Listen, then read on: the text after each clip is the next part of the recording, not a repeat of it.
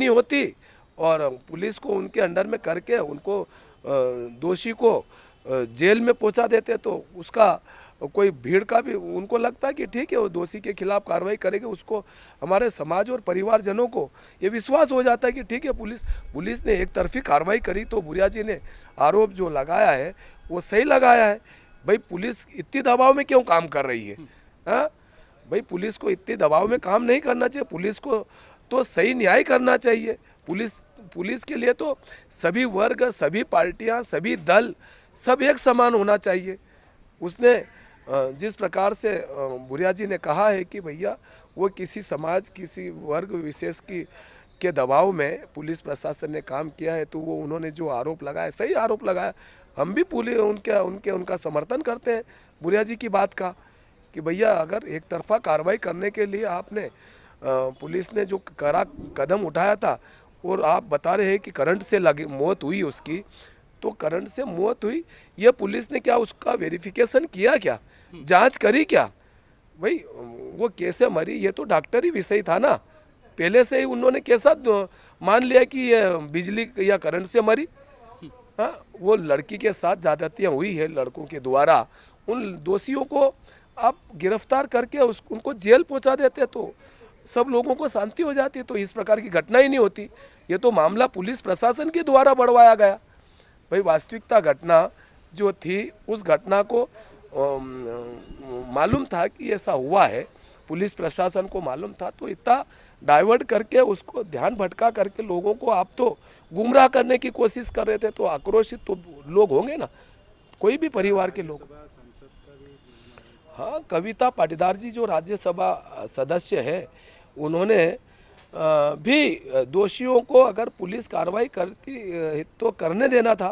भाई ठीक है अपराध हो गया था, तो अपराध अगर हो गया होगा तो ये न्यायपालिका का विषय था ना। भाई न्यायपालिका का विषय था, पुलिस अपराध किसने किया, क्या किया था, ये कोर्ट का मामला था, मसला था। पुलिस ने अपने हाथ में लेके ही नियम कानून बना दिए कि यह करंट से मरी। हाँ भाई एक तरफ लड़की को उठा के लड़के लोग लाए और उसके बाद में ये घटना मृत अवस्था में लड़की अगर पाई गई लड़के सामने, अब लड़का जो पुलिस की कंस्टेंसी में था, तो फिर वो करंट से मरने का क्या कारण था? उसको कैसे आप बताएंगे करंट से मरी ऐसा? Thank you sir. जी जी जी जी। देखो जो घटना हुई है बहुत बड़ी निंदनीय घटना है और बड़ी दुखद घटना है, क्योंकि जो लड़की मारी गई है वो लड़की हमारे परिवार की थी, आदिवासी समाज की थी, कविता बहन, और बहुत ही निंदनीय घटना है। जैसे ही कमलनाथ जी को हमारे माननीय हमारे नेता को पता लगा तो उन्होंने विधायकों की एक कमेटी बनाई है पीसीसी के द्वारा, और उस कमेटी को वहाँ तक पहुँचने के लिए उन्होंने कहा है, तो हम पहुँच रहे हैं। अब पता लगा है कि बीच में ही कमेटी के सदस्यों को भी रोका गया है, और पता लगा है कि झूमा सोलंकी जी को रास्ते में पुलिस के द्वारा रोका गया। ये कहाँ तक ये अत्याचार वाली बात है ना। आज जो जिस बहन को मारा गया है वो वास्तविकता एक तरफ बता रहे हैं कि पुलिस के करंट से मरी, दूसरी तरफ लड़कों के द्वारा अत्याचार करके उस लड़की की हत्या की गई। ये उस वास्तविकता जांचने के लिए जो लोग आए थे, भीड़ आई होगी, स्वाभाविक है परिजन समाज के लोग पूछेंगे कि लड़की कैसे मरी। ये तो हमारा दायित्व है ना, हमारे परिवार की लड़की है, तो ये क्या हमको अधिकार नहीं कि पुलिस प्रशासन से या थाने पे जाके लोगों पूछ रहे थे? वहाँ पे पुलिस ने फायरिंग करी और उस फायरिंग में जो हमारा एक भाई और मारा गया, ये पुलिस की ज़्यादतियों से हुआ है। तो ये इसकी जांच के लिए माननीय कमलनाथ जी ने एक कमेटी बनाई है, उसकी जांच के बाद में दूध का दूध और पानी का पानी होगा। क्या आपको लगता है कि आप लोगों को भी वहाँ तक पहुँचने नहीं दिया जाएगा? नहीं अब हमको तो हमको कौन रोकेगा, हम तो जा ही रहे हैं और हम वास्तविकता जांचने के लिए तो जा रहे हैं। कमेटी जा रही, हम कोई नेतागिरी करने थोड़े जा रहे हैं, क्योंकि हमारे परिवार का मामला है। हाँ वो जो लड़की मरी है वो भी हमारे परिवार की है, मेरी खुद की रिश्तेदार है कविता डावर।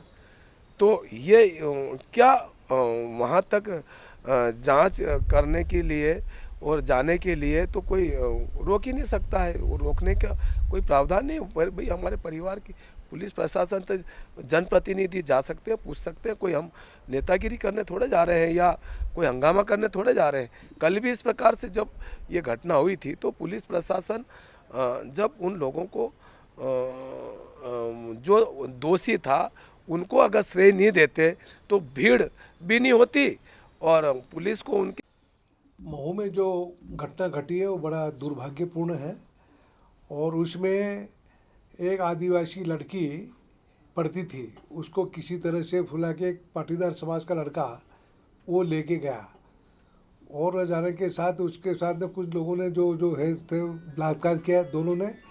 और उसके बाद लड़की ने पहचाना होगा तो और सबको बता देगी वो करके और उसकी मृत्यु कर दी, उसे हत्या कर दी।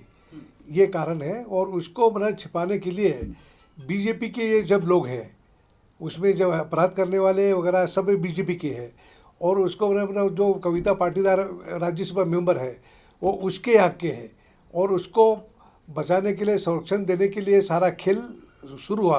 और वहाँ से लोग जो हमारे जो लड़की के परिवार के लोग थे, उनके समर्थक थे, वो जाके थाने पे पहुँचे कि मतलब ये इन लोगों ने उनको हत्या की है तो उनको गिरफ्तार करो, उनके साथ और भी लोग हो, उसकी जांच होना चाहिए। और पुलिस वाले उनको भाजपा के दबाव में थी, वो इस वजह से कार्रवाई करने में आनाकानी कर रहे थे। तो लोग ज़्यादा भीड़ इकट्ठे हो गए, वो उत्तेजित हो गए, भाई आखिर में क्या, या फिर हमारे हवाले करो, हम उसको मतलब बताते हैं, तुम्हारे सामने कबूल करेगा वो। तो इस बात को लेके तनातनी हुई। तनातनी होने के बाद ही फिर पुलिस ने हवाई फायर किया। अब लोग तो आके अपना थाने पे आते हैं, बात है उनको समझाई दे के उसको रवाना कर को एकदम ना हवाई फायर करना और गोलियां चलाना शुरू कर दी। अब इधर भगदड़ मच गई और उसमें सारा बना एक लड़का मारा गया और उसमें कई लोग घायल भी हुए।